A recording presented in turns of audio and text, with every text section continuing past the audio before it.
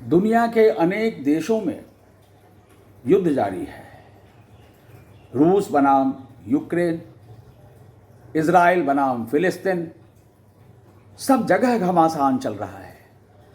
बम की बारिश आए दिन हो रही है, रॉकेट दागे जा रहे हैं और लोग लगातार मारे जा रहे हैं। खून की नदी बह रही है।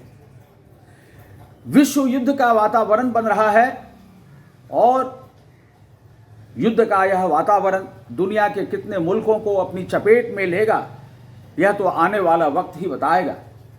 और रूस यूक्रेन के बीच जारी युद्ध के प्रतिक्रिया स्वरूप इस 15 मई 2024 को स्लोवाकिया के प्रधानमंत्री रॉबर्ट फीको को गोली मारी गई। लगातार 4-5 गोलियां रॉबर्ट फीको को मारी गई। गोली मारने वाला कौन था? गोली मारने वाला कोई पेशेवर अपराधी नहीं था, किसी आतंकवादी समूह का सदस्य नहीं था, उसका कोई पिछला क्रिमिनल रिकॉर्ड नहीं था। यह हैरान करने वाली बात है कि गोली मारने वाला वह व्यक्ति एक कवि है। कवि का नाम है जुराज सिंतुला। जुराज सिंतुला के 3 कविता संग्रह प्रकाशित हो चुके हैं। अपने शहर लेविस में वह लिटरेरी क्लब चलाता है। आखिर एक कवि को ऐसा क्या ख्याल आया, ऐसी क्या बेचैनी हुई कि उसने प्रधानमंत्री रॉबर्ट फीको पर गोलियां बरसाई। यह दुनिया की पहली घटना है जब किसी कवि ने, किसी लेखक ने शीर्ष राजनीतिक पद पर बैठे हुए, सत्ता के शीर्ष पर बैठे हुए किसी हस्ती पर गोलियां बरसाई हों। जाहिर है कि जुराज सिंतुला को गिरफ्तार किया जा चुका है। रॉबर्ट फीको गंभीर रूप से घायल हुए, हालांकि अब वे खतरे से बाहर हैं।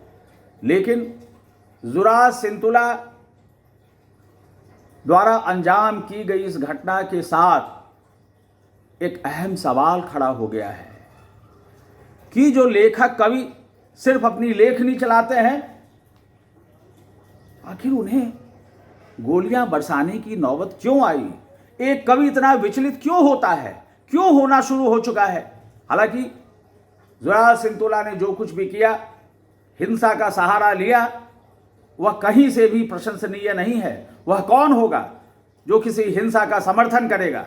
लेकिन इस बात पर चिंतन की विश्व स्तर पर आवश्यकता है कि एक कवि जो कोमल हृदय का माना जाता है, आखिर वह बंदूक की नलियों से अपनी भावना की बारिश करता है।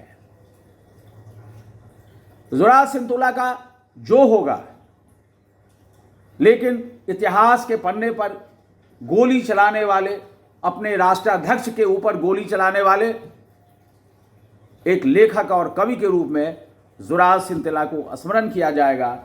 भले ही वह अच्छे रूप में स्मरण नहीं किया जाए, लेकिन एक सवाल इसके साथ जरूर खड़ा हो गया है। बहरहाल जुराज सिंतुला की एक छोटी सी कविता मैं आपको सुना रहा हूं। अपने स्वप्न में मात्र मैं आजाद रहा, अपने स्वप्न में मात्र मैं आजाद रहा, केवल स्वप्न में मैं भीड़ को संबोधित कर सका, केवल स्वप्न में मैं भीड़ को संबोधित कर सका और वह सब कुछ कह सका, और वह सब कुछ कह सका जो मैं कहना चाहता था, और वह सब कुछ कह सका जो मैं कहना चाहता था केवल अपने स्वप्न में। वही सब जो मैं कहना चाहता था, मेरे स्वप्न में पुलिस मुझे चारों तरफ ढूंढ रही थी। मेरे स्वप्न में पुलिस मुझे चारों तरफ बेचैनी से ढूंढ रही थी।